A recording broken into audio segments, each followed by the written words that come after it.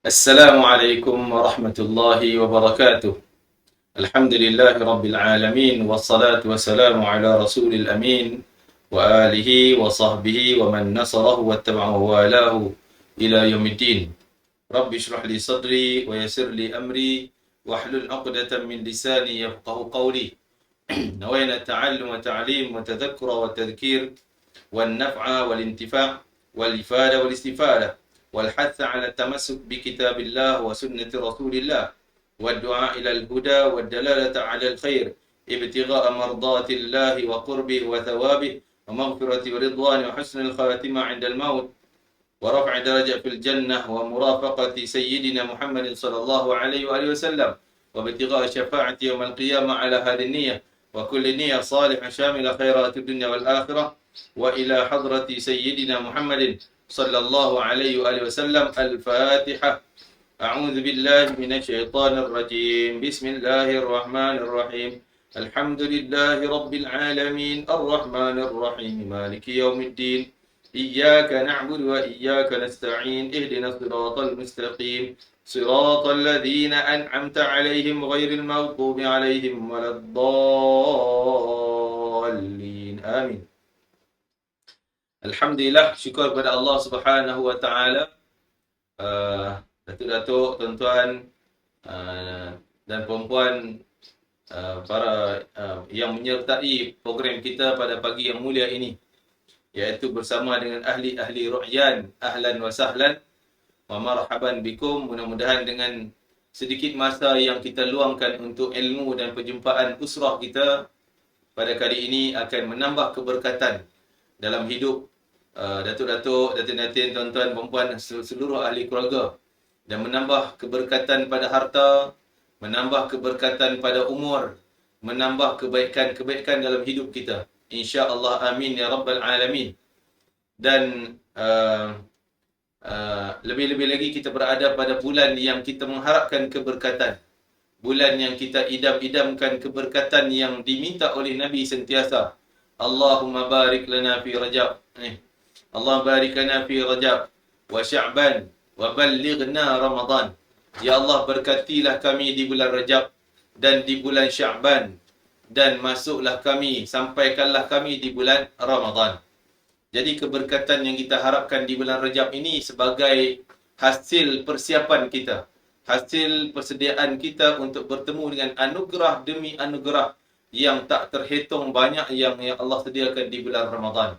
Terima kasih pada yang menyertai, terima kasih pada yang menyumbang, terima kasih pada yang terus bersama dengan Yayasan Ar-Ri'ayah. Mudahan Allah pelihara tuan-tuan seperti sempena nama ri'ayah, pemeliharaan, penjagaan, penaungan daripada Allah Subhanahu wa taala. Itu yang kita idamkan. Jadi kita santailah hari ini nak bincang tentang apa. Cuma kalau ada persoalan-persoalan, bolehlah catik di kita punya chat di Zoom masing-masing. Ada chat tu, boleh catik soalan. Nanti saya punya petugas-petugas kita akan bagi peringatan pada saya ada soalan tu. Saya akan bacalah soalannya, insya-Allah. Ya. Alhamdulillah, saya difahamkan tuan-tuan, perempuan yang menyertai dan masuk dalam program Ar-Ru'yan ini menjadi ahli Ru'yan adalah orang yang istiqamah dengan sedekahnya, dengan wakafnya. Masya Allah, ini satu amalan yang sangat hebat, amalan yang sangat mulia di sisi Allah Subhanahu wa taala, amalan yang tidak ada penamatnya jasa mulia dan pahala. Kerana sempena pula kita berada di bulan Rajab yang kita harapkan keberkatan ini, peristiwa yang besar berlaku dalam bulan Rajab yang kita takkan lupakan, iaitu peristiwa Al-Isra' wal Mi'raj. Baginda Nabi sallallahu alaihi wasallam, perjalanan yang membuktikan kemuliaan baginda Nabi dan ketinggiannya di kalangan seluruh makhluk Allah, dan juga perjalanan yang penuh dengan mukjizat, benda-benda yang luar biasa yang Allah tonjolkan sebagai ujian untuk orang yang beriman. Bagi orang yang beriman, dia melalui ujian ini sehingga dia berjaya. Bagi orang yang ada penyakit dalam hatinya, na'udzubillah, mungkin kufur, sesat, munafik, maka cerita Isra Mi'raj ni menambah kebenciannya, menambah tak minatnya dia kepada cerita-cerita yang tak masuk akal. Sedangkan orang beriman tetap yakin cerita ini daripada Nabi, peristiwa Isra Mi'raj daripada baginda Nabi, Allah yang Maha Kuasa menjalankan dia, maka sudah pasti benda ini yang mendatangkan faedah dan besar. Apa yang saya nak kaitkan dengan dua perkara yang saya sebut tadi, iaitu berkaitan dengan wakaf tuan-tuan, sedekah tuan-tuan, dan juga perjalanan Isra Mi'raj baginda Nabi SAW. Dalam perjalanan Isra wal Mi'raj, kita tengok bagaimana Allah tonjolkan orang yang bersedekah dan wakaf ni kekal abadi. Pahalanya takkan henti. Walaupun hayat kita dah stop. Penamat hayat kita, ajal kita dah sampai. Tapi pahala tetap berjalan. Tak berhenti-henti. Apa dia yang kita nak kaitkan di sini? Yang pertama sekali sedekah para sahabat di Madinah ketika membina masjid. Jadi Nabi SAW dipilih untuk hijrah ke Madinah, ataupun ketika itu masih nama Yathrib. Bumi tersebut nama Yathrib. Jadi Nabi tak tahu pun dia akan hijrah ke Madinah. Dalam perjalanan Isra, Allah tunjukkan ni tempatnya. Dalam perjalanan Isra berlaku pada malam Isnin lepas Isyak, dan Nabi diperjalankan daripada Makkahul Mukarramah sampailah satu tempat. Jibril perintah pada Buraq, stop. Wahai Muhammad, ya Rasulullah, turun semayang di sini 2 rakaat. Nabi pun taat, semayang di satu tempat, di satu bumi yang penuh dengan kebun-kebun tamar, kurma. Maka Nabi semayang 2 rakaat di situ. Waktu tu tanah tu masih kebun. Bangunan masjid langsung tak ada langsung orang Islam di situ. Kan? Tapi ditanda, seolah ditanda oleh Jibril, sini semayang. Maka Nabi pun semayang 2 rakaat. Keluar selesai semayang, jom teruskan perjalanan. Jibril soal, kau tahu tak apa tempat yang kau semayang tadi? Tak tahu Jibril, itulah Taibah, tanah yang baik, tanah yang subur. Nama salah satu daripada bandaraya Madinah Al-Munawwarah. Waktu itu tak ada nama lagi lah Madinahnya, ada nama Yathrib. Tapi Jibril memanggilnya dengan Taibah. Yang di sini tempat engkau bakal hijrah dan tempat engkau akan diwafatkan di sini. Siap point di situ dah. Tanda dah siap. Apa kaitan dengan sedekah? Tuan-tuan, Nabi datang selai sepinggang. Apa bekalan yang Nabi buat? Nabi bawa hanya iman dan perintah wahyu daripada Allah Subhanahu wa ta'ala. Ilmu je yang ada. Maksudnya, dari sudut harta, Nabi tak bawa daripada Mekah. Tak ada harta yang Nabi bawa daripada Mekah. Malah keperluan perjalanan, sepanjang perjalanan hijrah daripada Mekah sampai ke Madinah, minum air susu pun Nabi berhenti cari peluang yang ada. Minum daripada orang-orang yang bawa rombongan kambing. Maksudnya tak bawa harta pun. Tapi apa yang ada kat Madinah sampai hari ini, tuan-tuan, semua yang pernah pergi umrah, Masya Allah, makmur, kaya raya dengan bangunan masjid yang hebat. Dari mana pembinaan masjid tu kalau tidak ada sedekah? Dari mana pembinaan masjid tu kalau tidak ada wakaf daripada para sahabat? Maka orang yang wakaf pada ketika tak ada apa-apa, zero lagi, tapi dia telah letakkan hartanya untuk diwakafkan. Sampai hari ini dah 1400 tahun. Wakaf dia orang tu makmurnya, pahalanya berjalan dan semakin bertambah banyak. Tak ada draft yang semakin kurang, semakin tambah. Kita tengok bila Nabi hijrah sampai ke Madinah, sampai ke Quba. Di situ Nabi hanya duduk dan dilayan dengan kurma. Kalau sekarang ni, kalau kita pergi satu tempat yang namanya kebun Mustazal. Kebun Mustazal. Dulu dia buatlah tapak masjid, lebih kurang tapak kecil itu dia sebut Masjid Mustazal. Mustazal maknanya dipayungi, dibuat payung. Ketika Nabi duduk makan kurma di kebun tersebut, kebun tu tak ada nama sebenarnya. Jadi sahabat Sayyidina Abu Bakar As-Siddiq ambil kain syalnya, buat payung Nabi, pegang 4 penjuru. Sahabat pegang 4 penjuru, buat payung Nabi. Maka dinamakan kebun tersebut kebun Mustazal. Tempat Nabi duduk dan Nabi semayang di situ dinamakan masjid, dinamakan kemudian dengan nama Masjid Mustazal.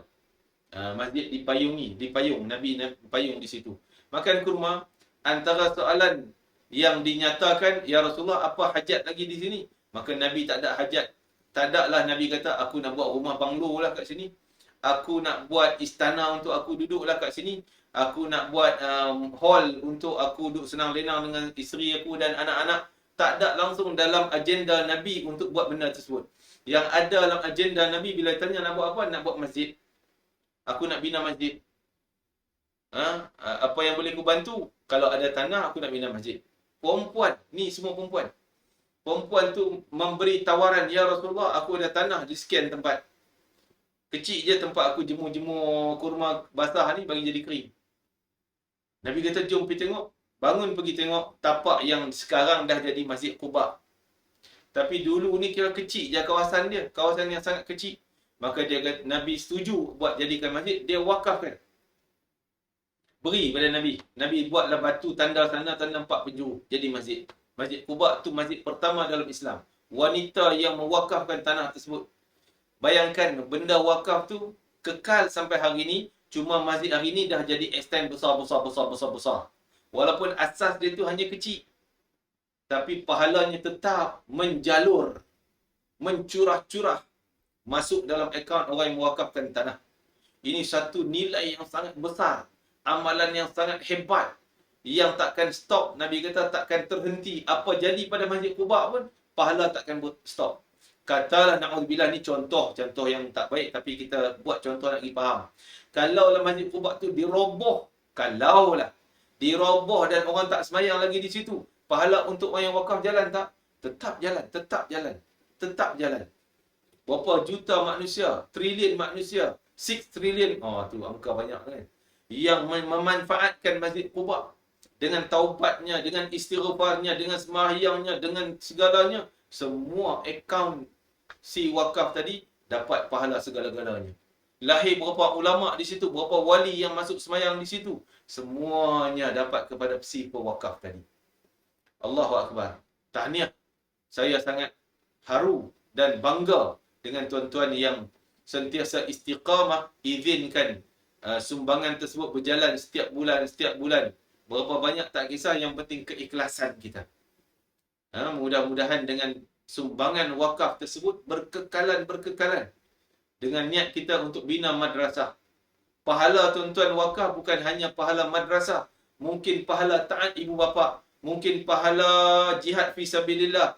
Mungkin pahala sebagai ulama. Kita tak ulama tapi masuk dalam akaun catatan pahala kita. Engkau mengajar juta manusia. Engkau mendidik juta murid.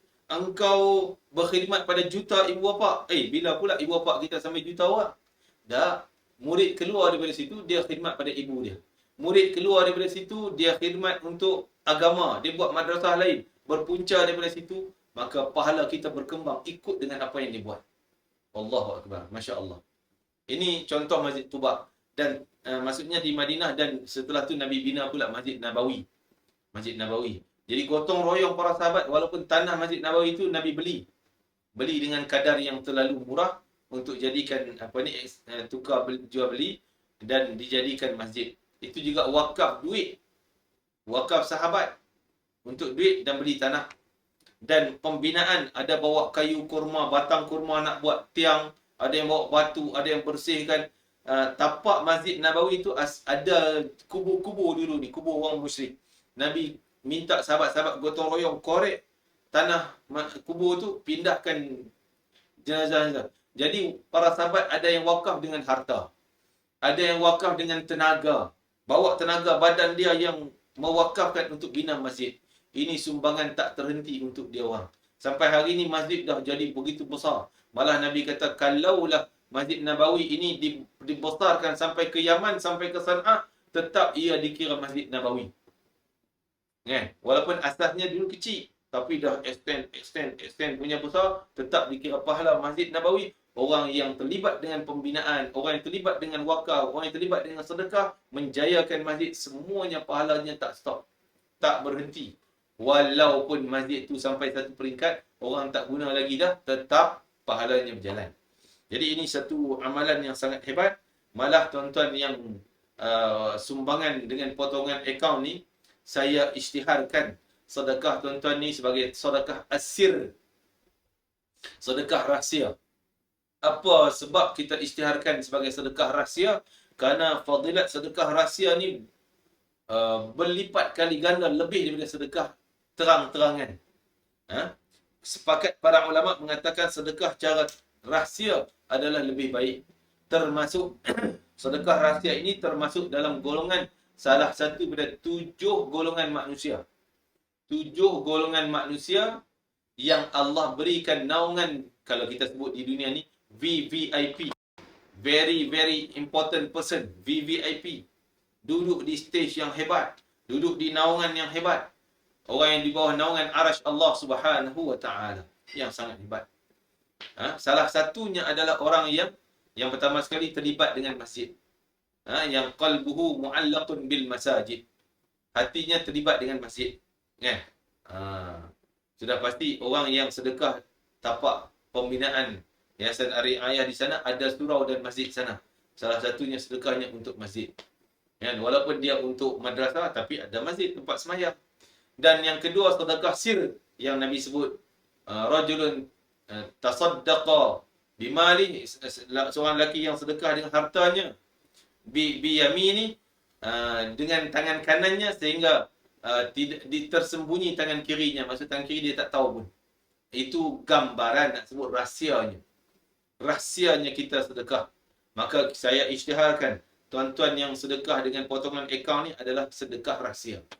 Maka sudah mampu untuk mengelakkan kita daripada kemurkaan Allah. Sudah mengelakkan kita daripada azab Allah Subhanahu wa ta'ala. Pasti, sudah pasti. Maka dia mendapat layanan yang istimewa bersama-sama dengan orang-orang yang hebat, 7 golongan. Sultan adil. Sultan yang sangat adil. Dan bukan sekadar dapat pahala pembinaan masjid, dapat pahala terselamat daripada siksaan Allah Ta'ala. Sehingga tangan kiri tak tahu tangan kanan yang lakukan. Dan dapat pahala syabun nasya'a fi ibadati rabbih, iaitu pemuda yang daripada kecil lagi terdidik dengan didikan agama. Kita dapat pahala di situ. Kenapa? Kita menyumbang pada pelajar-pelajar daripada asas pembelajaran mereka, sehingga mereka terdidik dengan didikan agama. Satu sen yang masuk ke situ pun sudah pasti akan mendapat ganjaran yang hebat. Apatah lagi tuan-tuan yang potong, Masya Allah, bulanan. Jadi perjalanan Nabi SAW ditunjukkan tempat tapak yang bakal menjadi makmur, iaitu Madinah Al-Munawwarah. Walaupun pada ketika itu hanya kebun kurma, tidak ada langsung bangunan makmur. Tapi sedekah wakaf para sahabat. Sedekah wakaf mereka lah yang membina dan membesarkan. Setelah tu generasi demi generasi yang membesarkan, yang meluaskan, yang mencantikkan Masjid Nabawi dan masjid-masjid yang sekitar Madinah, kerana support daripada para sahabat yang memberi sumbangan tadi, Masya Allah. Jadilah kita orang yang asas. Tambah sekarang ni pembinaan Yayasan Ar-Ri'ayah di peringkat asas, tuan-tuan. Dulu kita dah minta maksudnya kita isytiharkan sedekah piling. Orang berebut, bagus. Benda asas, benda yang paling bawah. Semua naik bangunan atas tu berpunca daripada piling tadi. Lepas tu beam. Lepas tu piling cap, apa semua istilah. Saya pun baru belajar ni, tuan-tuan. Istilah-istilah construction ni. Piling cap kan. Lepas tu beam pula. Lepas tu naik tiang. Semua benda asas. Kalau boleh, kita war-warkan. Terima kasih pada semua para penyumbang Ar-Ru'yan ni. Mungkin kita melebarkan lagi maklumat ni pada keluarga kita, supaya mereka dapat buat kebajikan yang sama. Bukan tujuan semata-mata kita nak cari duit, tapi kerana itu dakwah, tuan-tuan. Ngajak orang supaya sama-sama menyumbang ke dalam jalan yang baik ini. Hatta la ta'lama shimaluhu ma tunfiqu yaminuh, sehingga tangan kiri pun tak tahu apa yang disumbang oleh tangan kanan. Ini sedekah yang rahsia yang sangat hebat. Dan disebutkan bahawa sedekah yang rahsia mampu memadam kemurkaan Allah. Kita tak tahu kita ni masuk dalam golongan orang dimurkai oleh Allah ataupun tidak. Tah kerana kita cakap kasar dengan suami, Allah murka kita. Mungkin kita satu perkataan kita dengan mak, Allah murka kita. Kerana kita durhaka pada ibu bapa, Allah murka. Boleh jadi kita berpaling daripada orang miskin, minta sedekah. Itu Allah datangkan kemurkaan. Murka. Nak padam, kita pun tak sedar Allah murka kita. Kita pun mungkin tak sedar dengan kesilapan. Kita tak ingat pun. Dengan sedekah sir bulanan, tuan-tuan, Allah bersihkan. Allah padam kemurkaan tadi. Berarti Allah padam dosa kita, padam kesalahan kita. Allah bagikan berikan keredaan kepada kita, Masya Allah. Dan disebutkan bahawa orang yang sedekah sir ini mampu melembutkan hatinya yang keras. Kadang-kadang kita ni bersikap kasar, tak nak terima tu, keras ni. Satu ketika Nabi bila ditanya Ya Rasulullah, seorang lelaki tanya, mana dia? Rasulullah tanya, seorang tanya, ya Rasulullah, macam mana aku nak lembutkan hatiku yang keras? Dia cerita tentang dia ni keras sangatlah, tak boleh terima pandangan isteri, tak boleh terima pandangan orang. Nak dia seorang je yang betul. Keras sangat. Maka Nabi kata, "Idza aradta talyinu, idza aradta talyina qalbik, kalau engkau nak melembutkan hati engkau, bagi lembut hati, fa at'imil masakin. Banyaklah bagi makanan kepada orang miskin. Sedekah pada orang miskin. Bagi makanan pada dia orang. Wamsah ala ra'sil yatim, dan kau bergaul dengan anak yatim sehingga kamu sapu kepala anak yatim." Maksudnya bermanja, bergaul dengan anak yatim. Masya-Allah, sumbangan tuan-tuan masuk dalam ni sekali. Dengan anak yatimnya. Ada pelajar kita yang anak yatim, masya-Allah. Termasuk kita bermesra, bermanja dengan anak yatim, maksudnya layan mereka dengan baik. Walaupun kita tak layan dengan tenaga kita pergi peluk ke, tidak. Dengan duit kita tu, maka perjalanan mereka jadi smooth, cantik, perjalanan dia keperluan hidup dan sebagainya. Dan di situ juga berapa ramai pelajar kita yang terlibat dengan orang miskin, sumbangan pada orang miskin. Dapat sekali. InsyaAllah Allah lembutkan hati. Apa tanda kita lembut hati, tuan? Kita mudah nak buat amal ibadah. Kita rasa kalau kita bersalah dosa ni, kita sedar, ya Allah aku silap, aku dosa. Boleh menangis di mata kita. Lembut hati. Bila bagi nasihat, mudah dengar, mudah terima. Mudah terima. Orang yang keras hati, no, bagi nasihat A, tak ada. A tak betul. B yang betul. Kan? Dia tak nak terima punya. Ini orang yang keras hati. Dan dia berat nak buat amal saleh. Berat nak buat amal saleh. Walaupun dia tahu semayang fardu tu wajib. Fardu, wajib, fardu ain. Tapi, alah, aku rajin-rajin aku buat lah. Malam-malam kita buat. Na'udzubillah min dzalik. Dan, apa ni?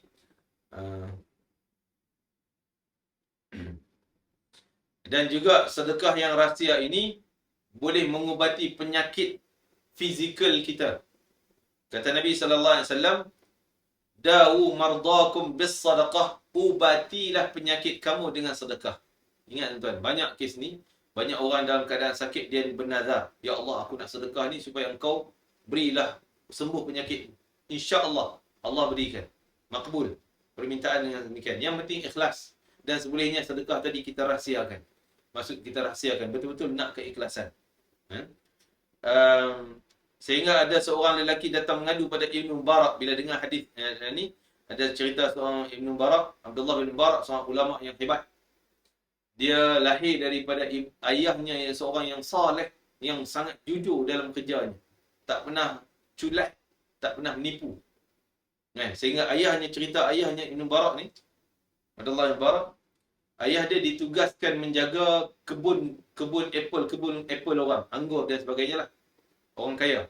Orang kaya tu banyak tanah. Sekali-sekala orang kaya tu datang kebun dia. Abdullah bin Mubarak tukang jaga kebun tu. Maka dia suruh Abdullah bin Mubarak, maksud bukan Abdullah si anak, yang bapa ni, Mubarak ni. So Mubarak ni pergi carilah buah anggur yang manis-manis untuk bos nak makan. Dia pun pergi petiklah pokok tu, pokok ni 3-4 jenis. Daripada 3-4 pokok. Dia letak kat bos. Bos makan, masam. Masam. Apa ni? Mik yang lain. Masam. Yang kedua, masam. Daripada 4 pokok tu semua masam. Bos dia kata, lah, engkau ni berapa tahun kau kerja sini? Dah sekian bertahun-tahun dah dia jaga kebun anggur ni. Jadi bos dia kata, engkau kerja banyak lama dah. Takkan engkau tak tahu mana pokok yang masam, mana buah yang manis? Dia kata, bos, saya tak tahu. Yang mana masam, yang mana manis. Kau tak pernah rasa? Ya, tuan, saya tugas jaga kebun. Saya tak diizinkan untuk makan buah. Saya selama kerja tak pernah makan buah. Tak pernah tahu mana manis, mana masam. Bos dia terkejut. Engkau ni punyalah jujur, punyalah hebat. Sampai tak pernah merasa macam tu. Maka setelah tu lah, Abdullah bin Mubarak ni, sehinggalah pendek ceritanya, melahirkan seorang lelaki, anak muda yang hebat. Yang sangat hebat. Sayyidina Abdullah bin Mubarak. Dan ceritanya Abdullah bin Mubarak tadi ni, ada seorang lelaki yang sakit macam penyakit kudih gitu. Ya, dah lama dah. 7 tahun berubat, doktor pakar sana, pakar sini, pakar sana, pakar sini, semuanya tak sembuh. Kan? Sembuh sekejap jadi balik, sembuh sekejap jadi balik. Tak sembuh langsung. Macam-macam perubatan yang dia buat, datang jumpa Abdullah bin Mubarak mengadu. Saya ni sakit demikian dah 7 tahun dah. Berubat sana, berubat sini, pakar-pakar macam-macam. Tanya pakar doktor, doktor kata buat macam ni, buat. Semua dia buat. Tapi tetap penyakit tu masih lagi. Faqala, maka kata Abdullah bin Mubarak, izhab, pergilah kamu, pergilah kamu. Maksudnya engkau pergi, cari tempat, engkau korek, keluarkan perigi, buat perigi, dan gunakan air itu sebagai sedekah. Niat. Ya? Niat kau sedekah air ni untuk siapa-siapa saja, umum. Wakafkan perigi itu. Wakaf perigi. Kan? Fa ini arju, mudah-mudahan aku harap itulah ubat engkau. Dia kata, itulah ubat engkau. Engkau korek, bagi ada air, di mana tanah engkau punya, dia sumber yang halal, maksud tanah dia punya, sedekah, wakafkan perigi tersebut, airnya. Niat untuk syifa dia ni. Dan ambil air tersebut, mandi, buat ubat. Ainun fayumsiku an kadam, sebab air itu boleh membersihkan penyakit kau. Fa fa'ala rajul, maka lelaki itu pun pergi buat, dia pun okeylah, pergi cari location tanah dia yang sesuai, korek perigi dan keluar air bagus, dia wakafkan perigi tersebut kegunaan muslimin, semua orang, semua manusia. Binatang nak gunalah, bukan hak dia lagi, dia wakaf. Perigi je pun, satu perigi je, dan air itu dia buat ubat dia juga, mandi. Fa bari'a, maka terus sihat penyakit dia. Terus sihat penyakit dia. Ini cerita luar biasa. Masya Allah. Masya Allah. Itu baru sedekah satu perigi. Tuan-tuan yang wakaf bulanan, mungkin ada potongan RM50, potongan RM100, potongan dah setahun dah jadi berapa? Mungkin ribu. Masya Allah. Hebat. Bukan satu perigi lagi yang tuan-tuan wakaf. Satu tanah, satu bangunan yang melahirkan ulama, yang melahirkan orang cendekiawan, yang melahirkan manusia yang menjaga agama Allah, yang melahirkan generasi-generasi yang berbakti pada ibu bapa, yang melahirkan generasi yang melakukan kebajikan-kebajikan, berkembang luas, sangat hebat, luar biasa. Hadis ni, cerita ni ambil iktibar pengajaran. Da'u mardakum bisadaqah, ubati penyakit kamu dengan sedekah. Masya Allah. Dan sedekah yang rahsia juga mampu mengelakkan kita daripada jenis-jenis balak, bencana. Seperti Nabi Yahya AS sentiasa mewasiatkan Bani Israel dalam dakwah dia. Perintah untuk banyakkan sedekah, buat kebajikan untuk fakir miskin dan sebagainya. Dan itu dilakukan oleh mereka, dan boleh dikatakan semua para Nabi menganjurkan umat mereka untuk melakukan sedekah. Dan rahsia dalam bersedekah tersebut. Masya Allah. Dan apa lagi kita nak sebutkan, bahawa perjalanan Nabi dalam Isra' Mi'raj tadi, satu gambaran yang tonjol tentang Madinah. Yang kedua, Nabi ditayangkan tayangan apa? Nampak seorang lelaki yang dia baru tanam dengan sebiji tamar ataupun tanaman, keluar automatik keluar pokok yang besar dan menghasilkan buah yang banyak. Maka dia pun potonglah, ambil hasil, dia tuai pokok-pokok dia tadi dengan hasil yang bagus, banyak. Bila dia potongnya, habis potong, terus keluar lagi buah. Keluar dengan masa yang singkat. Keluar terus buah. Dia potong lagi, keluar. Potong lagi, keluar. Nabi pun pelik. Ya Jibril, itu gambaran apa tu? Siapa orang tu? Maka Jibril kata, itulah lelaki yang berjihad di jalan Allah Subhanahu Wa Taala dengan jiwanya, dengan hartanya. Masya Allah, dia jihad di jalan Allah. Dengan sedekah dia tadi, Allah tumbuhkan tumbuhan sekurang-kurang 700 kali ganda. Seperti dalam mafhum ayat Quran, sab'atana bila fi kulli sumbulatin mi'atu habbah, ada 7 tangkai, setiap tangkai ada 100 pula, macam 700. Itu ganjaran minimum, bukan maksimum, bukan paling banyak. Banyak orang salah faham. Dia ingat itu paling banyak, bukan paling banyak. Itu paling sedikit yang Allah bayar ganjaran orang yang belanja di jalan Allah Ta'ala. Masya Allah, orang yang sedekah. Termasuk jalan jihad fi sabilillah, iaitu jalan jihad ilmu, jalan jihad untuk menghapuskan kejahilan, dakwah, macam-macam jalan jihad, semangat kita.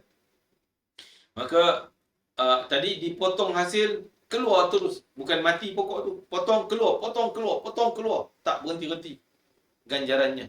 Gambaran yang digambarkan jihad fisabilillah. Masya Allah. Kita kata ganjaran yang digambarkan 700 tu minimum, bukan maksimum. Maksimumnya berapa? Tidak ada sepadan. Allah sebut wallahu yudha'ifu liman yasha. Allah gandakan pada siapa yang dia kehendaki. Berapa banyak, berapa kepada siapa saja, tak tahu nak hitung. Kan? Allah je yang tahu gandaan berapa. Mungkin tak ada angka yang kita nak sebut. Mungkin bukan juta, mungkin bilion, trilion, lebih daripada tu. Yang angka dah tak ada dah kita nak sebut, punya banyak. Kan? Masya Allah. Dan orang yang menyumbang ini juga termasuk dalam melaksanakan kebajikan yang terbaik. Allah Ta'ala firman dalam surah Ali Imran, "Lan tanalul birra hatta tunfiqu mimma tuhibbun." Tak akan tercapai kebaikan yang paling tinggi kecuali seseorang itu sanggup menginfakkan harta apa yang dia sayang. Harta apa yang dia sayang. Dia sanggup bagi. Tuan-tuan, dalam kita hati manusia ni, apa benda yang paling kita sayang? Sudah pasti harta benda kita, duit kita. Kita sayang, tapi tuan-tuan melawan nafsu, bagi juga. Masya Allah, ini satu kebajikan yang sangat hebat. Sehingga sudah pasti Allah akan ganti. Wa ma anfaqtum min khairin fahuwa yukhlifu. Apa saja yang kamu infak daripada perkara yang baik, pasti Allah yang akan gantikan sumbangan tersebut. Allahu Akbar, Masya Allah. Dan banyak lagi kalau saya semak hadis-hadis ni nak sebut tentang sedekah. Dan perjalanan Isra' tadi, Nabi ditunjulkan dengan demikian. Dan satu lagi Nabi ditunjulkan dengan wangi. Nabi lalu, tapi lalunya di tempat satu yang datang wangi yang sangat indah. Baginda Nabi SAW tanya, "Wahai Jibril, wangi ini datang dari mana?" Jibril beritahu daripada kubur Masyitah. Masyitah. Nabi tanya, siapa Masyitah tu? Maka Jibril cerita, Masyitah adalah tukang babysitter lah. Jaga anak perempuan Fir'aun dalam istana Fir'aun. Dia kerja dalam istana. Dia kerja tukang sikat anak Fir'aun, raja yang besar sekali pada waktu tu. Duduk dalam istana, makan harta istana. Tapi dia beriman pada Nabi Musa AS. Maksud walaupun duduk dalam persekitaran kufar, persekitaran yang kafir, persekitaran yang menyembah selain daripada Allah, tapi dia tetap teguh imannya. Sumbangannya pada Allah Ta'ala, tetap jaga imannya. Sumbangannya kepada iman kepada Allah dan beriman pada Nabi Musa AS tegak, tetap. Walaupun akhirnya bocor rahsia dia. Jatuh sikat, dia sebut Bismillah. Nabi sikat sebut Bismillah. Jadi anak Firaun kata, kau sebut apa tu? Aku sebut nama Allah. Siapa Allah? Allah tu lah Tuhan aku, Tuhan engkau, Tuhan bapa engkau. Tak lindung-lindung tuan. Tak selindung langsung. Tak adalah nak cerita ada Allah tu, orang lain tu, nama tu. Kalau kita nak kelentong je lah, nak selamat diri. Tegasnya, beraninya dia. Itu salah satu sumbangannya pada agama Allah. Agama syariat Nabi Musa AS. Walaupun sumbangannya dengan tenaganya, dengan maruahnya, dengan jiwanya, dengan dakwahnya. Masya Allah, tegas dia. Tuhanku, Tuhan kau, Tuhan Allah. Tuhan bapa engkau, Allah tu. Maka anak Firaun kata, kalau macam tu aku nak cerita ke ayah aku lah. Boleh tak? Cerita lah, pergi cerita. Firaun panggil, macam tu kau cakap apa? Sekian nama Allah. Siapa dia? Dia Tuhan sekian. Tuhan aku, Tuhan engkau dan Tuhan Firaun. Tuhan kepada Firaun. Allah tu. Firaun tu kata, ada lagi ke Tuhan selain daripada aku? Kau beriman dengan tu? Ya, aku beriman. Yakin? Terus ditangkap dan nak diugut dengan bunuh yang seksaan yang sangat hebat. Dididihkan air yang mendidih sehingga ditolak dia ketika tu ada 2 orang anak dan suami masih hidup. Dan ditolak anak dia yang pertama masuk. Bayangkan si ibu macam mana perasaan anak ditolak, diseksa macam tu. Sudah pasti meraung, sanggup, bohong pun sanggup. Mungkin terjebak dengan sanggup jadi kafir pun sanggup nak selamatkan anak. Tapi Masyitah tidak. No. Tak apa anak jatuh. Dia tetap dengan Allah. Beriman pada Allah. Itu sumbangannya pada agama Allah, syariat Nabi Musa AS. Ditolak suami masuk. Dia tetap tak tergoyah pun iman dia. Tetap tak goyah iman dia. Pendiriannya tetap. Lepas itu dipaksa untuk nak tolak dia. Dia kata jangan tolak, aku terjun sendiri.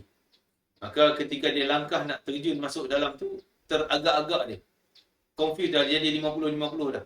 Nak pergi ke nak ni? Takut ni baby ni duduk tengah dukung anak dia yang tengah dukung ni. Tengah menyusu ni. Maksudnya baby umur yang tengah menyusu. Agak-agak dia nak masuk, tak masuk. Nak pergi, tak pergi. Jadi orang yang sentiasa membantu Allah, Allah akan bantu dia. Orang yang sentiasa istiqamah dengan iman, Allah akan cari jalan bagi dia selamat. Bukan selamat yang kita maksudkan tak kena sakit. Bukan selamat yang kita maksudkan tak kena itu. Walaupun itu pun mungkin Allah selamatkan dia.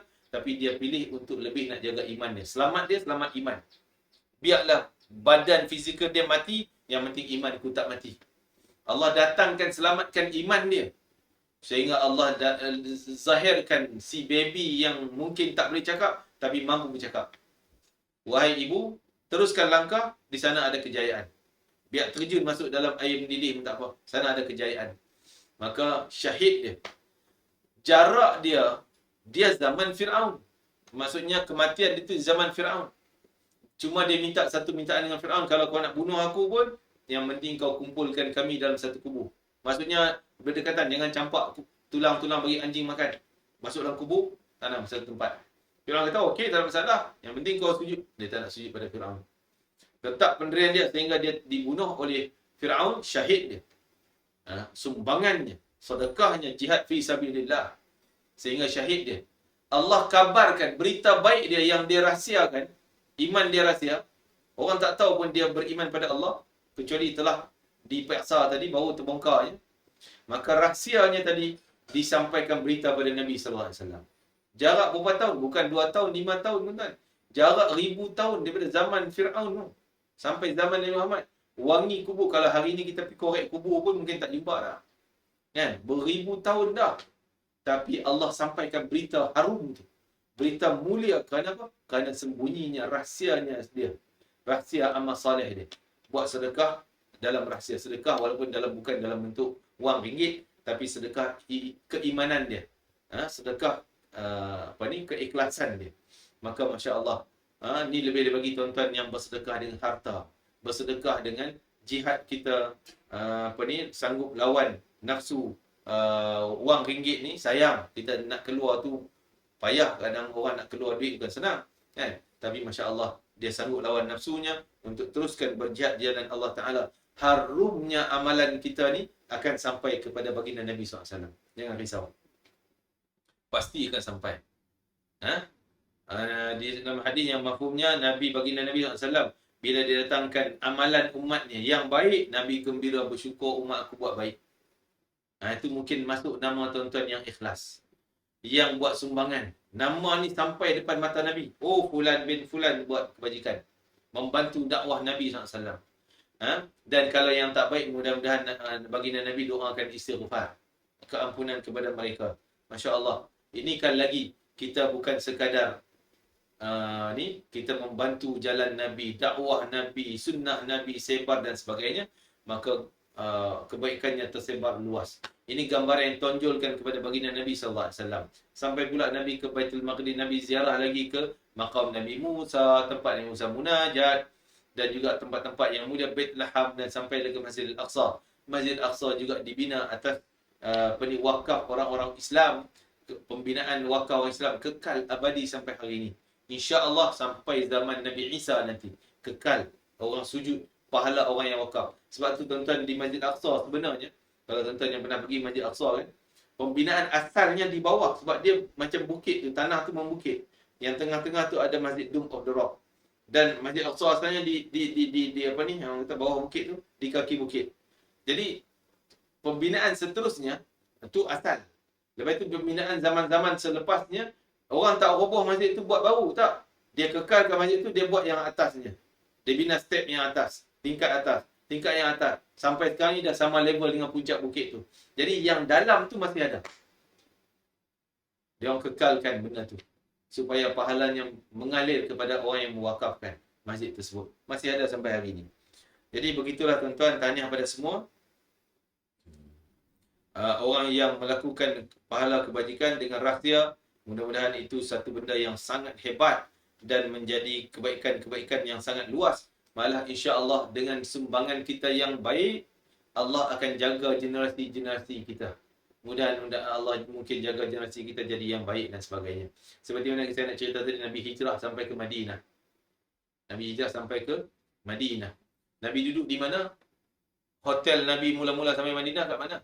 Di rumah Abu Ayyub Al-Ansari radhiyallahu anhu, kan? Kenapa Nabi pilih duduk rumah Abu Ayyub? Adakah rumah Abu Ayyub ni lebih banglonya, lebih mewahnya? Bukan kerana tu. Sebab yang pilih tempat tu adalah isyarat daripada Allah melalui unta Nabi yang dah ada GPS dia. Kan? Macam GPS. Jadi unta tu jalan berhenti situ, situlah tempat stop Nabi. Kenapa unta tu dapat isyarat, signal daripada Allah untuk berhenti di rumah Abu Ayyub Al-Ansari? Kata para ulama sejarah, menunjukkan bahawa sedekah tok nenek moyang Abu Ayyub Al-Ansari tu. Sedekah rahsia tok nenek moyang. Tok nenek moyang dia, Abu Ayyub Al-Ansari, generasi yang keberapa sebelumnya, telah berniat. Niat apa? Niat, aku nak bina rumah ni, mudah-mudahan rumah aku dijadikan tempat singgahan Nabi akhir zaman yang akan hijrah ke sini. Niat dia tu. Niat dia untuk baik. Macam tuan-tuan, Masya Allah, sedekah niat mudah-mudahan ini jadi tapak madrasah, jadi tapak masjid, jadi tapak ibadah. Keluarlah para ulama, Masya Allah. Allah pasti. Orang yang niat baik ni Allah dah tunai awal dah. Walaupun fizikalnya belum jadi, bangunan tak naik lagi, duit dah bagi dah. Kan? Tapi pahala dah berjalan daripada dia sedekah. Bukan daripada siap bangunan. Itu kena faham. Kita sedekah hari ini untuk pembinaan madrasah wakaf, kita wakaf sekian. Kan? Tapi pembinaan mungkin 5 tahun lagi baru naik bangunan. Pahala kita berjalan daripada 5 tahun naik bangunan ke? Kan? Ataupun daripada kita sedekah, pahala kita daripada kita sedekah. Kan? Bukan tunggu bangunan operasi baru pahala kita jalan. Sebab niat kita bergantung pada niat. Jadi, tok nenek moyang Abu Ayyub Al-Ansari niat supaya rumah ni jadi singgahan Nabi akhir zaman. Bila hijrah nanti, betul Allah tunaikan. Generasi yang keberapa, berapa tahun dah tu, Allah tunaikan. Masih kekalkan niat yang soleh tadi, niat yang baik. Bawa unta Nabi tidur di rumah Abu Ayyub Al-Ansari radhiyallahu anhu. Masya Allah. Terima kasih kepada semua. Kita tengok ada soalan sikit kan. Saya semak di chat di depan saya. Jelas, untuk jaga suara jelas. Ini Ustaz, bagaimana untuk pupuk diri kita supaya istiqamah dalam melakukan ibadah dan kebaikan? Masya Allah, bab istiqamah ni. Masih pada Encik Arif yang soal tu tentang istiqamah ni, Masya Allah. Istiqamah satu benda anugerah yang sangat hebat. Anugerah Allah yang sangat hebat pada seseorang. Kalau dia dapat istiqamah, maka dia tanda orang yang sangat dicintai oleh Allah Ta'ala. Yang pertama sekali, macam mana nak jadi istiqamah? Tidak lain tidak bukan, yang pertama kita tadah tangan lah. Ya Allah, jadikanlah aku orang istiqamah dalam amal salih. Itu yang pertama. Tak boleh lari pada tu. Mesti minta dengan Tuhan yang memiliki istiqamah. Tuhan yang memegang hati kita. Ya muqallibal qulub. Allah je yang pegang. Kita sendiri tak mampu kawal hati kita. Allah je yang kawal. Minta, ya Allah, kawalan kau, kawalan dalam agama. Istiqamah kami dengan amalan kami di atas landasan Islam yang sebenar. Minta itu, Nat. Minta itu. Jangan kita tersilap minta. Jadi kita minta supaya Allah berikan kita istiqamah dalam amal salih. Itu yang pertama. Yang keduanya, kita buat benda berterusan. Buat benda yang berterusan. Yang boleh kita buat berterusan. Contoh macam sedekah, tuan-tuan, tiap-tiap bulan. Istiqamah, buat.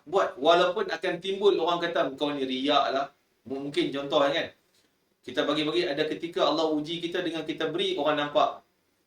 Jangan putus. Bab istiqamah jangan putus. Teruskan. Buat. Walaupun orang nampak, walaupun orang sebut, walaupun orang dah tak jadi rahsia lagi dah. Orang nampak dah, teruskan. Walaupun ada ketika 1 bulan tu daripada 10 bulan yang kita istiqamah sedekah, tapi terlintahlah fikiran kita macam jadi riak. Tak apa, jangan takut. Teruskan. Allah kurniakan istiqamah. Saya nak bawa satu cerita Sayyidina Abu Bakar As-Siddiq radhiyallahu anhu, ya, berkaitan dengan istiqamah juga. Minta izin saya minum sekejap. Bismillah.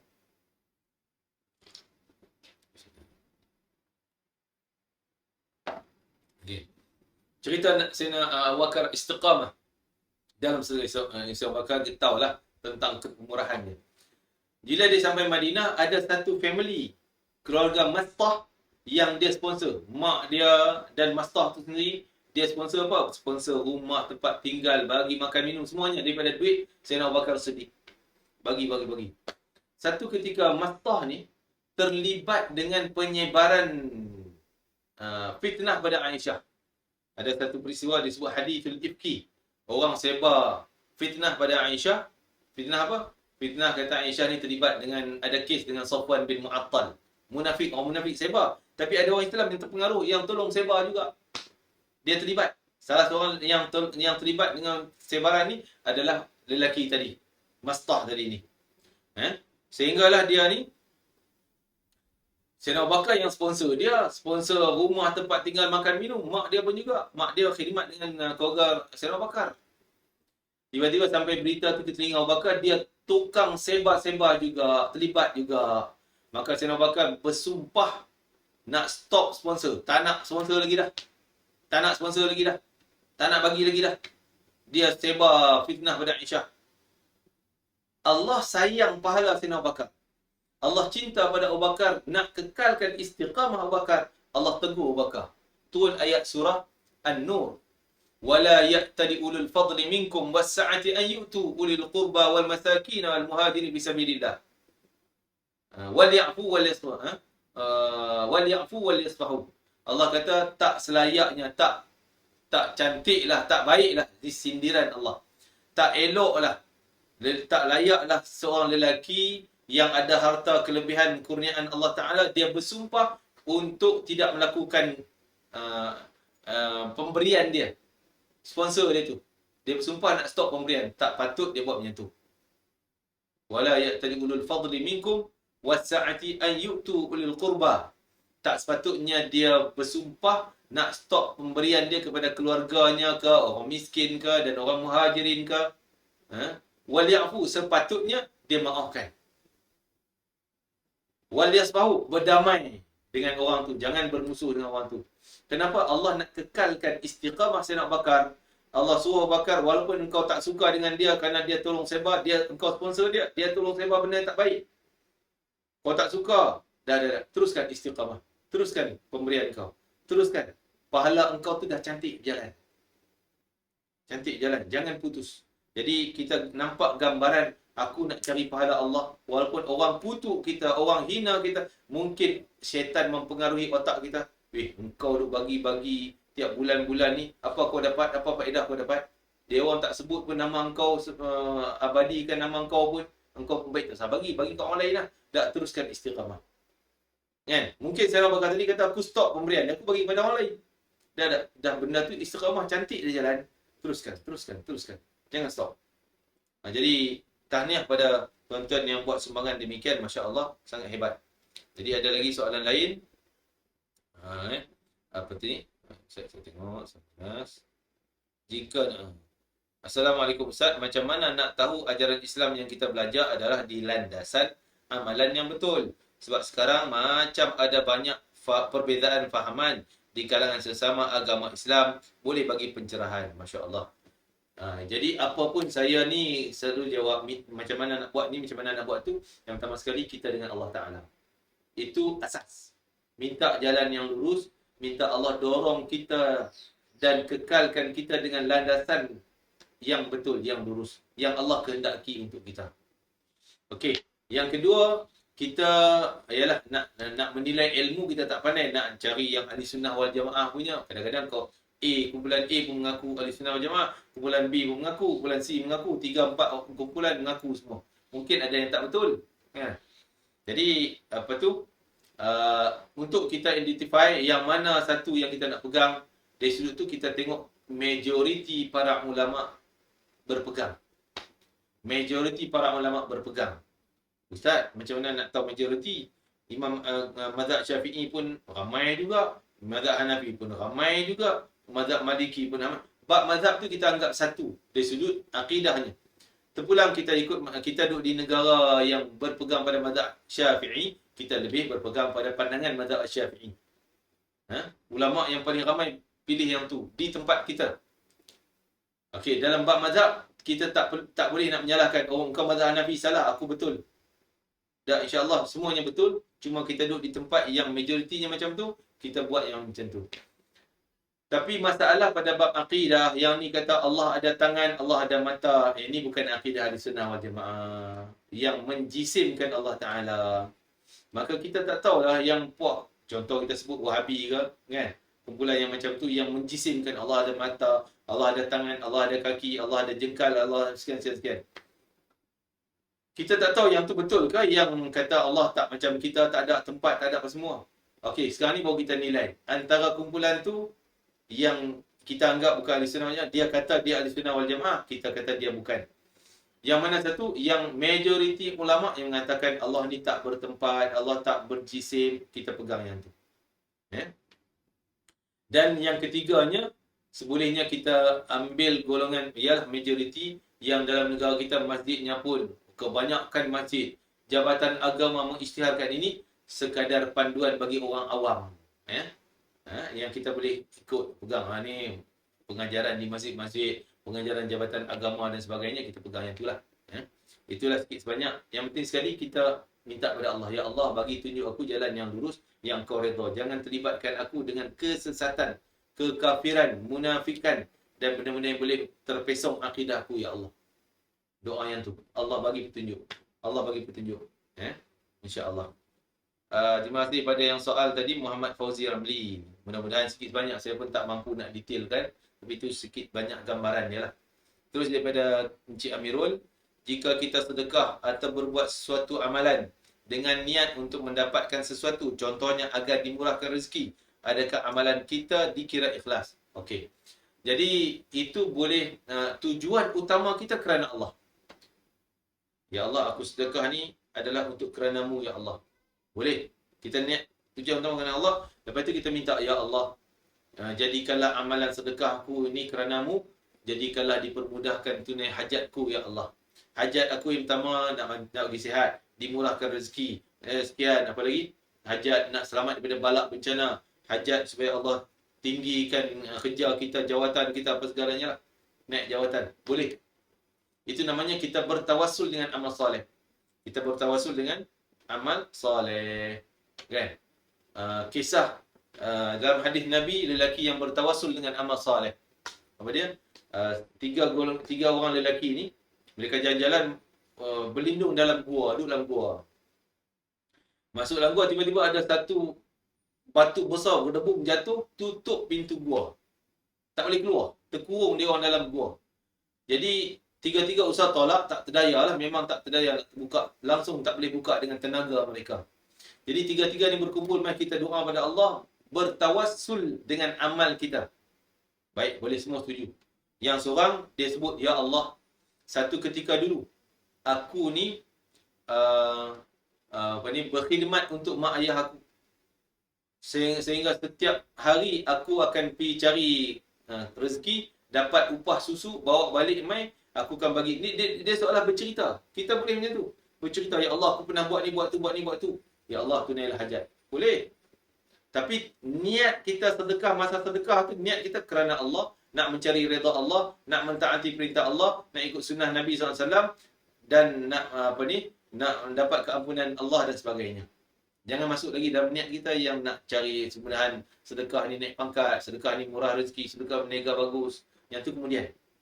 Tapi utamakan yang ni dulu. Kerana Allah, taat perintah Allah, mencari redha Allah, mencari keampunan daripada Allah Ta'ala, ikut sunnah Nabi SAW. Ya? Okey. Lelaki tadi yang dia kata, aku sedekah susu ni bawa balik rumah, orang pertama aku pergi minum, mak aku. Waktu mak dia dah. Tiap-tiap hari macam tu, barulah isteri dia dapat minum, saki-bakinya barulah anak dia dapat minum. Maksud isteri dan anak. First, bagi pada mak dia dulu. Itu amal solehku, ya Allah. Dan satu hari aku bawa balik susu, tengok mak aku dah tidur. Susu ni di tangan. Ketika tu anak aku menangis-nangis lapar nak minum susu. Isteri aku pun nak minta susu. Susu kambing tu. Kan? Tapi aku tak nak, aku nak tunggu mak aku dulu. Dan aku tak kejut mak aku. Bangun-bangun mak, tak. Tunggu sampai mak dia bangun. Agak tengah malam lewat, mak dia bangun. Barulah mak dia minum, saki-baki bagi pada anak yang menangis tadi, isteri yang nak dahaga minum susu. Kalaulah itu sebagai amal solehku, ya Allah, maka kau bukalah pintu gua ni, ya Allah, supaya kami dapat keluar. Allah gerakkan. Selesai doa dia, Allah gerakkan batu yang tutup pintu gua. Zet. Bergerak, tapi tak boleh keluar lagi lah. Maksudnya pergerakan yang kecil je. tapi tak boleh keluar. Orang kedua pula doa. Ni bertawasul dengan soleh. Orang kedua pula kata, ya Allah, dulu ni aku teringin sangat badan sepupu aku. Nak sangat badan sepupu dia. Faham lah, nak buat maksiat lah. Cari peluang nak, tapi sepupu dia perempuan yang cantik ni tak nak, elak. Satu ketika peluang datang. Sepupu aku ni minta apa ni, hutang. Nak duit. Minta hutang, maksudnya nak berhutang. Maka barulah aku kata, boleh dengan syarat. Aku boleh bagi duit engkau, tapi dengan syarat aku nak badan. Jadi ketika tu macam dah terpaksa, aku pun macam dia merelakan je lah, macam terdesak nak ambil hutang tadi, macam terpaksa lah serah. Tapi ketika aku dah buka baju aku untuk bersama dengan dia, tiba-tiba dia terkeluar perkataan, wahai saudara aku, takutlah kamu pada Allah. Ittaqullah. Takutlah kamu pada Allah. Aku dengar perkataan Allah, aku jadi gerun, takut. Terus aku pakai baju, aku lari keluar dan aku beritahu, nah duit, tak payah jadi hutang, aku kena sedekah. Free, itu je, ambil lah. Kalaulah kerana aku tinggal maksiat tu, ikhlas kerana engkau ya Allah. Kerana takut engkau ya Allah. Aku tinggal perbuatan maksiat tu takut kerana engkau. Takut engkau ya Allah. Maka jadikanlah itu amal soleh yang mampu engkau gerakkanlah batu ni supaya kami dapat keluar. Bergerak batu kali kedua. Tapi masih tak boleh keluar lah. Bolehlah besar sikit tapi tak boleh keluar lagi. Orang yang ketiga, bertawasul dengan amal soleh. Orang yang ketiga, dia pula kata, ya Allah, aku dulu ni bos, majikan. Ramai pekerja bawahanku. Setiap hari orang bawahanku ni bila tamat kerja, aku bagi upah terus. Aku tak tangguh besok-besok. Setiap kali. Selesai, bagi upah. Ada upah susu kambing, ada upah kambing seekor, ada upah 2 ekor kambing. Tengok kerja dia orang lah. Tapi pada satu hari tu, ada seorang pekerja aku yang, pekerja aku yang kerja pagi dan petang. Lepas tu dia terus balik, dia tak ambil upah kambing dia. 2 ekor kambing. Dia tak ambil kambing tu. Tak ambil upah. Jadi orang lain dah ambil set, baki lagi 2 ekor kambing. Tengok dia tak ambil pun, tak tuntut pun. Maka aku, ya Allah, aku simpan 2 ekor kambing tu. Setelah setahun, dia datang tuntut. Bos, ingat lagi tak saya pekerja sekian? Ya, ingat. Ingat tak, last day saya kerja dengan bos tu, saya tak ambil upah 2 ekor kambing. Ya, ingat. Boleh tak saya nak tuntut 2 ekor kambing tu hari ni? Dah setahun lah. Maka bos dia kata, boleh. Kau tengok dulu. Daripada situ sampai situ, semua kambing yang banyak tu adalah kamu punya upah. Bos, dia ingat bos dia nak peli lah. Kan? Nak datang tuntut ni, peli main lah. Dia kata, bos janganlah peli aku bos. Ni bahasa kampung dia lah. Yang peli. Saya nak minta 2 ekor saya punya upah je. Bos tunjuk orang banyak ni. Bos dia kata, tak. Aku bukan nak peli. Sepanjang setahun kau tak tuntut, 2 ekor tu aku jaga elok. Bagi makan, jaga. Dah berkembang biak. Jadi itu dia kawan banyak. Berpunca pada 2 ekor kau punya tu, dah sekarang jadi orang muktah berapa ratus ekor. Engkau ambil lah semua balik. Si fulan tu ambil balik semua. Keikhlasan aku, ya Allah, jaga kambing dia. Sampai banyak aku bagi semua. Kok nak, kalau kita lah duduk tempat tu, memang kita kelentong. Tak, kambing kau 2 ekor tu je ambil lah. Yang lain aku punya. Kan? Tak. Kalau itu keikhlasan aku, sedekah aku sir, sedekah rahsia aku, ya Allah, sedekah rahsia, dia jaga kambing banyak. Kan? Sedekah makan kambing semuanya. Masa dia jaga kambing lagi. Sedekah rahsia dia. Maka ya Allah, hindarlah kami daripada gua ni, buka pintu. Terus bergerak kali ketiga, pintu tu bergerak dan barulah mereka bertiga boleh keluar. Ini namanya bertawasul dengan amal soleh mereka. Amal soleh mereka. Jadi satu lagi saya nak cerita. Satu lagi saya nak cerita sebelum kita baca soalan seterusnya daripada Nasuha, insya-Allah sebentar. Cerita seorang lelaki yang ikhlas dan rahsia dalam ni. Kadang-kadang kita bila sedekah tu kita nampak macam tak apa cantik sedekah kita. Tapi selagi dia ikhlas, selagi dia rahsia di sisi Allah, maka tetap menghasilkan benda yang baik. Apa tu maksudnya? Ada seorang lelaki dalam hadis Sahih Bukhari, cerita seorang lelaki yang nak rahsia, nak sedekah rahsia. Dia malamnya gelap gelita dalam keadaan cuaca sejuk, dia kumpulkan duit uncang emas dia. Okey, dia ready. Dia pakai orang lelaki, tapi dia pakai tutup muka semua, tak bagi orang nampak. Tak nampak muka dia. Maka dia keluarlah tengah malam-malam bawa uncang emas ni. Nampaklah seorang orang tua yang jalan kedek-kedek tua tengah sejuk-sejuk malam ni. Dia bertongkat. Dia terlintas dalam fikiran yang mungkin orang tua ni tak kena halau dengan anak dia kot. Kesian tak ada rumah nak duduk. Ataupun orang miskin ni, tak ada apa ni. Dia pun okey layaklah aku bagi duit ni pada orang tua ni. Dia lari-lari tu campak duit tu depan orang tua tu tanpa dia buka muka dia. Tu campak nak sedekah. Orang tua tu ambil, dia pun lari. Maksudnya orang tua tu tak tahu pun siapa sedekah. Tapi duit dapat. Besoknya jadi viral. Orang cakap, siapalah yang sedekah malam tadi kepada orang tua tu? Dia ingat orang tua tu miskin ke? Orang tua tu jutawan, hartawan. Tapi orang tua tu kedekut. Kan? Kaya kedekut. Tak pernah sedekah. Hidup bagi nampak susah. Sedangkan dia duit banyak. Ada pula si Mamat mana pergi sedekah kat dia. Dia dengar, alamak aku sedekah macam silap orang. Salah orang. Tapi dia betul-betul niat nak ikhlas kerana Allah. Tapi silap pergi bagi pada orang yang tak kena. Pada orang kaya lah pula. Allah sedekah ke orang kaya. Tak apalah, malam kedua dia nak buat lagi. Bawa lagi uncang emas dia. Kan? Uncang emas dia. Lari pergi cari. Niatnya itulah sedekah kerana Allah rahsia. Jalan-jalan, nampaklah seorang perempuan yang duduk di dalam kesejukan ni. Dia kata perempuan ni tak ada rumah ni, orang miskin ni. Sedekahlah duit. Dia pun sedekah, terletak, dia lari. Orang tak tahu pun siapa yang bagi sedekah. Dia kata alhamdulillah alam dapat sedekah rahsia. Besok jadi viral juga. Viral juga. Orang cerita siapa lah pergi sedekah pada perempuan tu pelacur. Perempuan tu pelacur. Ada pula orang buat sedekah kat dia. Kan? Allah, dia kata sedekah aku kena kat perempuan pelacur pula. Macam tak kena tempat. Tersilap tempat. Tapi dia niat nak ikhlas kerana Allah Ta'ala. Allah hebat. Tak apa, malam ketiga aku nak buat lagi. Kan? Nak buat lagi. Dia pun bawa lah rahsia tadi. Nampaklah orang, 2-3 orang lari. Dia pun bagi tu. Niat ikhlas kerana Allah Ta'ala. Niat. Lari. Tiba-tiba orang tu jadi esok ringkasnya viral pula. Orang kata siapalah sedekah. Malam tadi pencuri lalu kat sini pun orang bagi sedekah.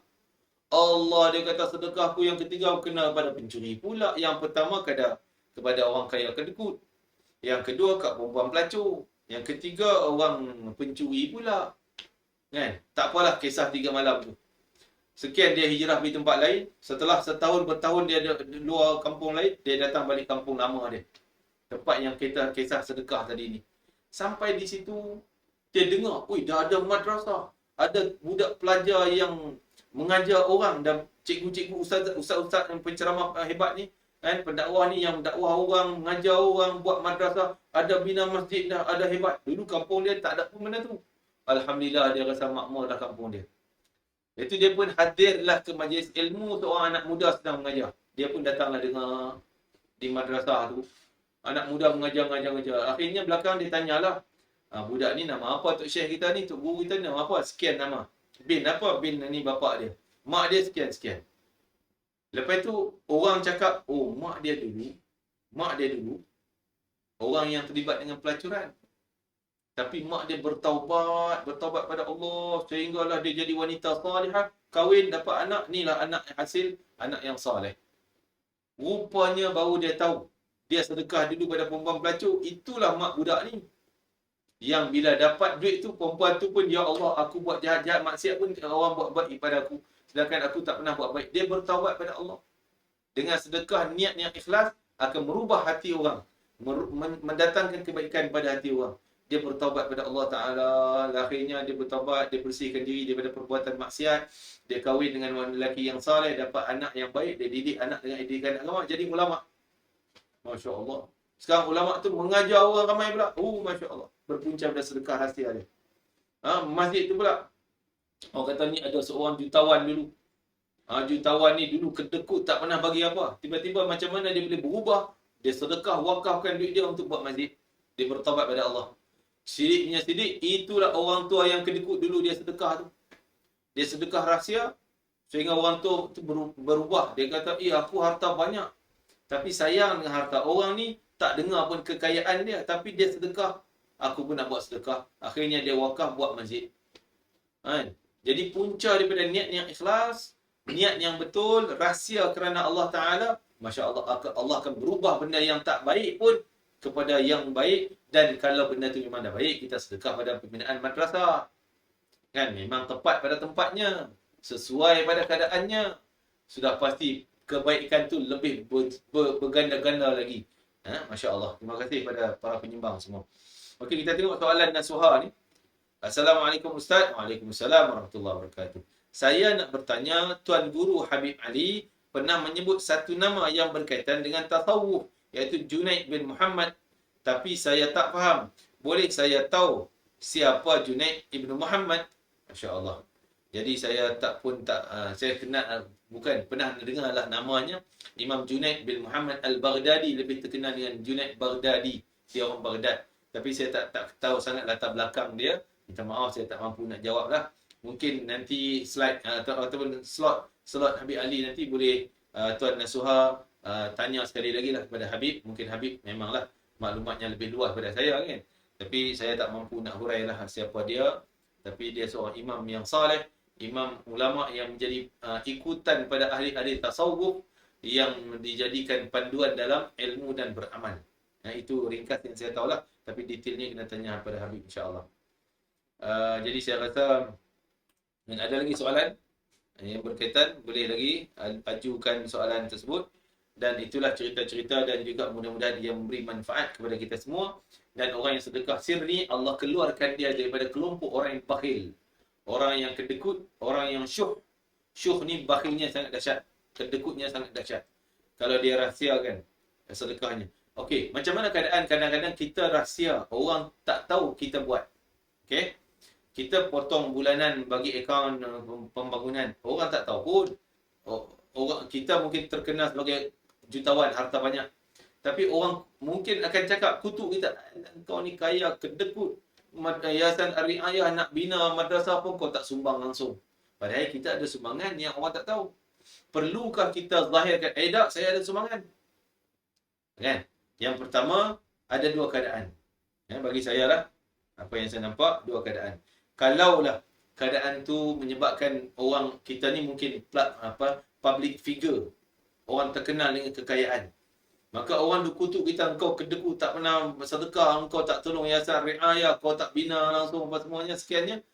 Kita kesian pada orang tu yang terlibat dengan dosa. Nanti dia sebar benda fitnah pada kita.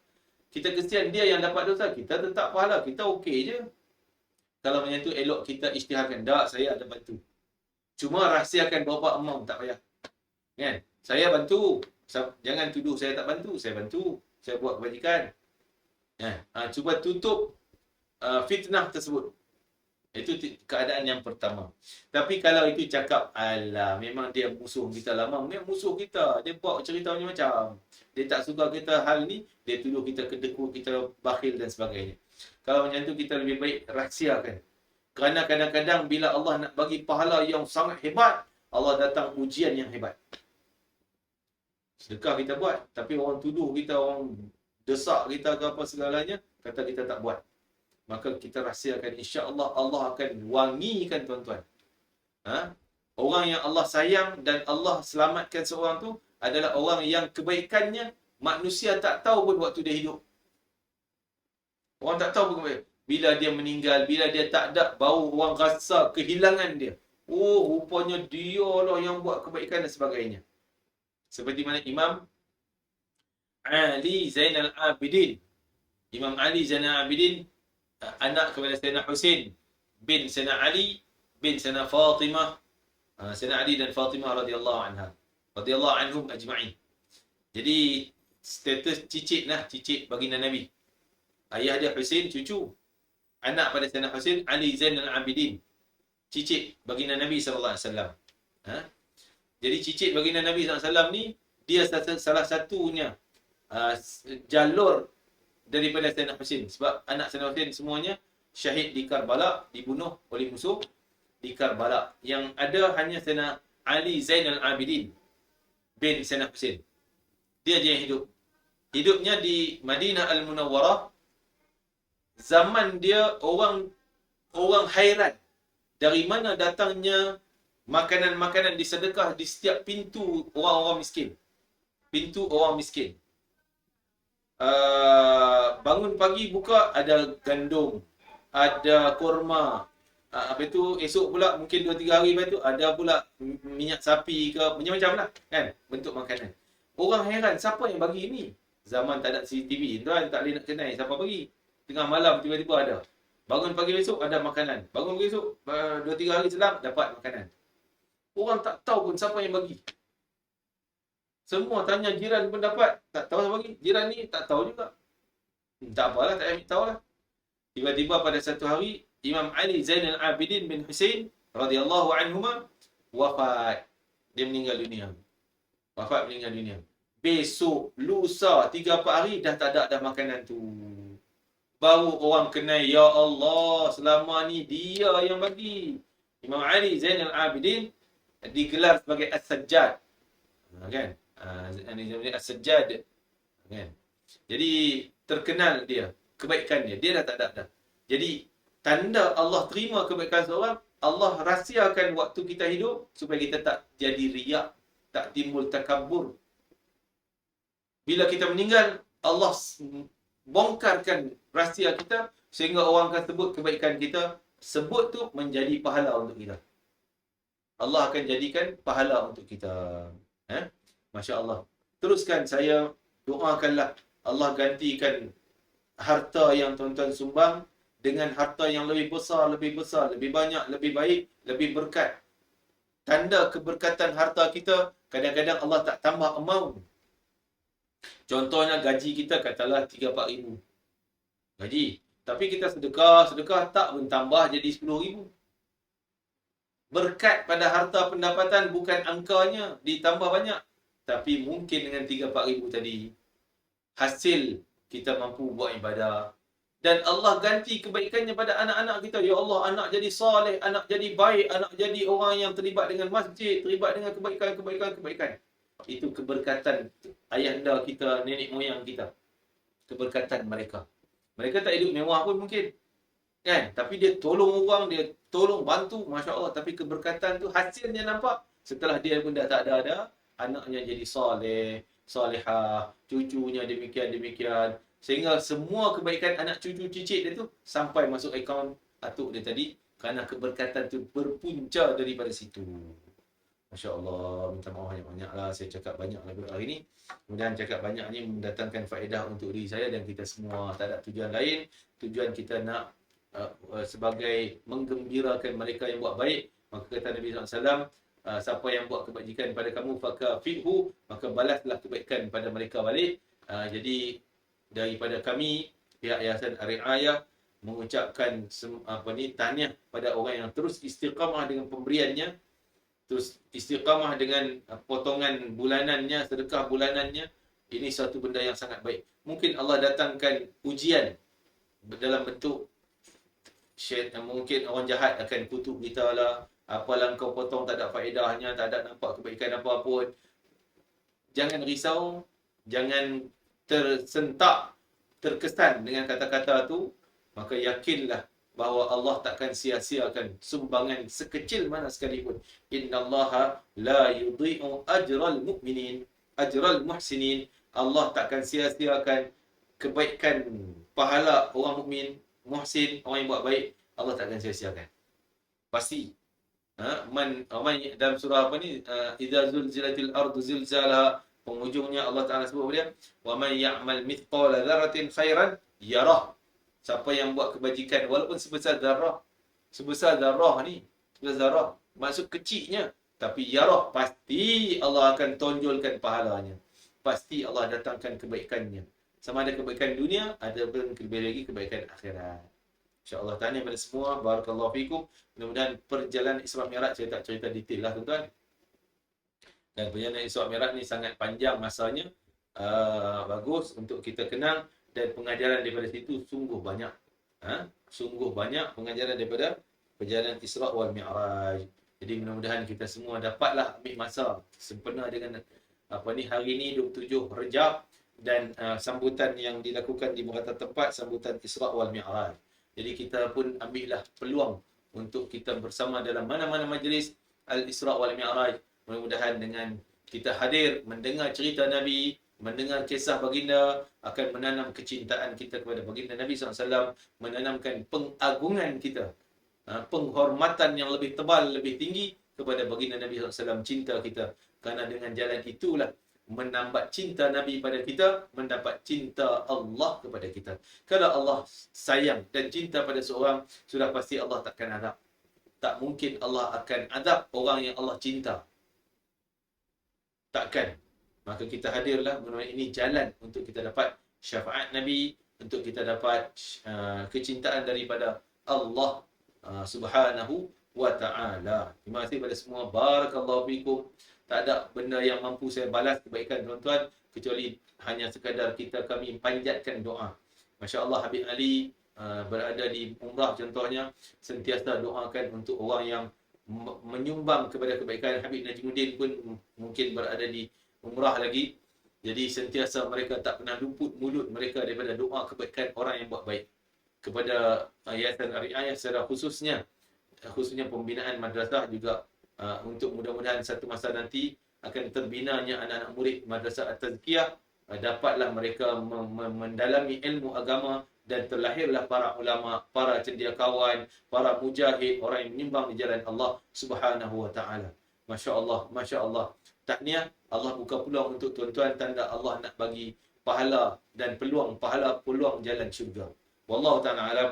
Mohon maaf atas salah silap tutur bicara. Mudah-mudahan Allah berkati kita pada bulan Rajab ini dan pada Sya'ban, dan mudah-mudahan Allah berkati kita sehinggalah bertemu dengan bulan Ramadan. Rabbana taqabbal minna innaka antas samiul alim wa tub alaina innaka antat tawwabur rahim wa akhtina bil husna wa anta radin 'anna fi khairin wa lutfin 'afiyatin bi rahmatika ya arhamar rahimin. Ya Allah, Tuhan kami, ampunkanlah dosa kami ya Allah, segala salah silap kami ya Allah, yang kecilnya maupun yang besarnya ya Allah. Ampunkanlah daripada kami dan terimalah taubat kami ya Allah. Kami bertaubat dari segala salah silap ya Allah ya arhamar rahimin. Juga kami mohon doakan untuk kedua bapa kami ya Allah, sanak saudara kami ya Allah, ahli keluarga pasangan kami ya Allah, anak-anak kami, zuriat kami seluruhnya ya Allah. Ampunlah dosa seluruh umat Nabi Muhammad sallallahu alaihi wasallam. Ya Allah, Tuhan kami, tidak ada niat dan tujuan lain dalam kami melaksanakan amal soleh kebajikan kami, termasuk sumbangan kami yang rahsia, sedekah kami untuk pembinaan Yayasan Ar-Ri'ayah, pembinaan Madrasah At-Tazkiyah. Sumbangan ini jadikanlah amal yang paling ikhlas di sisimu ya arhamar rahimin. Ya Allah, jadikanlah ia sebagai pencetus kepada segala kebaikan-kebaikan yang Allah Engkau berikan pada kami ya Allah. Ya Allah, tidak ada harapan kami kecuali kami mengharap redha-Mu ya Allah. Tidak ada permintaan kami, hanya kami minta keampunan dari-Mu ya Allah. Hanya kami minta kebaikan dari-Mu ya Allah. Kami hanya mencari jalan redha-Mu ya Allah, untuk mentaati perintah-Mu ya Allah, untuk bertakwa pada-Mu ya Allah, untuk mengikuti langkah sunnah baginda Nabi Muhammad SAW. Ya Allah, tanamkanlah kecintaan kami kepada Nabi dan kurniakanlah kecintaan Nabi kepada kami ya Allah. Kurniakanlah kecintaan-Mu pada diri kami yang hina dan dina ini ya Allah. Ya Allah, sumbangan kami amat sedikit ya Allah pada diri-Mu ya Allah, untuk agama-Mu ya Allah, tetapi ganjaran di sini sangat besar ya Allah ya arhamar rahimin. Engkau yang maha luas pemberiannya ya Allah, Engkau yang maha luas rahmatnya ya Allah ya akramal akramin. Ya Allah, kami idamkan untuk bertemu dengan bulan Ramadan yang mulia ya Allah. Kurniakanlah kami sampai di bulan Ramadan dengan amalan siangnya berpuasa dengan sesempurna puasa yang Kau kehendaki ya Allah, dan waktu malamnya dengan qiyamul lail yang paling sempurna qiyamul lail yang Kau kehendaki ya Allah. Khususnya izinkan kami bertemu dengan Lailatul Qadar pada malam-malam Ramadan ya arhamar rahimin. Jadikanlah kami di kalangan orang yang mendapat hadiah yang sangat istimewa sehinggalah penghujung Ramadan ya akramal akramin. Ya Allah, mampukanlah, berilah kemampuan kepada kesihatan kami, keberkatan pada kesihatan kami. Berilah keberkatan pada harta benda kami ya Allah. Berilah keberkatan-Mu pada kehidupan kami, anak pinak kami, zuriat kami, ahli keluarga kami ya Allah. Ya Allah, berilah segala-gala kebaikan yang kami tahu memintanya ya Allah, ataupun yang tak terlintas untuk kami mintanya ya Allah. Engkau lah Maha mengetahui betapa luasnya kebaikan-Mu ya Allah, seperti mana Kau berikan kepada hamba-Mu yang Kau cintai ya Allah, yang Kau sayangi di kalangan hamba Allah yang saleh. maka berilah kepada kami ya Allah. Masukkanlah kami dalam kelompok hamba-Mu yang saleh. Masukkanlah kami dalam kelompok orang yang mencintai hamba-Mu yang saleh. Masukkanlah kami dalam kelompok orang yang mencintai baginda Nabi Muhammad sallallahu alaihi wasallam, mendapat syafaatnya di akhirat nanti ya Arhamar Rahimin. Ya Allah, bangunkanlah madrasah at-tazkiyah di tapak Yayasan Ar-Riayah dengan baik, dengan pantas, dengan cepat, dengan indah dan berjayanya. Ya Allah, jadikanlah tapak tersebut melahirkan zuriat-zuriat yang saleh lagi salihat. Jadikanlah tapak tersebut melahirkan para ulama, para pendakwah-pendakwah agamamu ya Allah. Orang yang menyambung lisan baginda Nabi Muhammad sallallahu alaihi wasallam, melebarkan Islam, membawa hidayah Islam kepada seluruh alam ini ya Allah. Jadikanlah mereka orang yang berjaya dunia dan akhirat. Rabbana atina fid dunya hasanah wa fil akhirati hasanah wa qina adzabannar. Wa sallallahu ala sayyidina Muhammadin wa ala alihi wasallam. Alhamdulillahi rabbil alamin بسر الفاتحة إلى حضرة سيدنا محمد صلى الله عليه وسلم. الفاتحة. أعوذ بالله من الشيطان الرجيم. بسم الله الرحمن الرحيم. الحمد لله رب العالمين الرحمن الرحيم مالك يوم الدين إياك نعبد وإياك نستعين اهدنا الصراط المستقيم صراط الذين أنعمت عليهم غير المغضوب عليهم ولا الضالين آمين. تقبل الله منكم إنكم تقبل يا كريم. Terima kasih kepada semua. Barakallahu fiikum. Assalamualaikum warahmatullahi wabarakatuh. Subhanakallah hamdika asyhadu an la ilaha illa anta astaghfiruka wa atubu ilaik. Bismillahirrahmanirrahim. Wal 'asri innal insana lafi khusrin illa alladhina amanu wa shalihat wa tawassaw bil haqq wa tawassaw bis sabr. Taqabbalallahu minkum innakum taqabbal ya karim. Assalamualaikum warahmatullahi wabarakatuh.